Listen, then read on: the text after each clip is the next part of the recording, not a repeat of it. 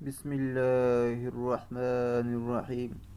السلام علیکم ناظرین، آج میں آپ کو چند ایسے چیزوں کے بارے میں بتاؤں گا جن کے کرنے سے خوشحالی اور غریبی آتی ہے۔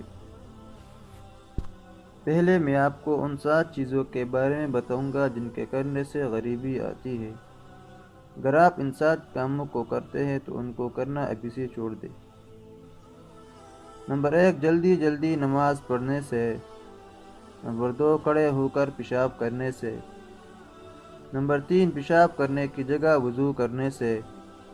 نمبر 4، کھڑے ہو کر پانی پینے سے۔ نمبر 5، منہ سے چراغ بجھانے سے۔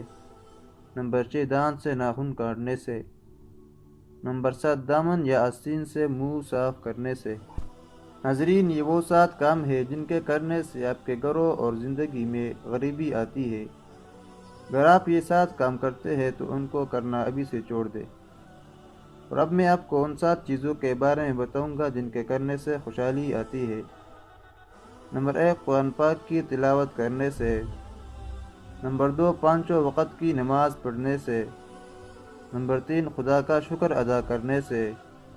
نمبر 4، غریبوں اور مجبوروں کی مدد کرنے سے۔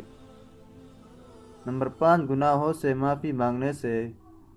نمبر 6، ماں باپ اور رشتہ داروں کے ساتھ اچھا برتاؤ کرنے سے۔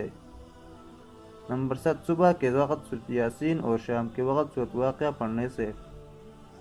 ناظرین، ان میں سے بہت کچھ کام آپ کرتے ہوں گے۔ اگر کوئی نہیں کرتا ہے تو ان کو بھی کیا کرے۔ اور یہ وہ 7 کام ہیں جن کے کرنے سے آپ کے گھروں میں خوشحالی آتی ہے۔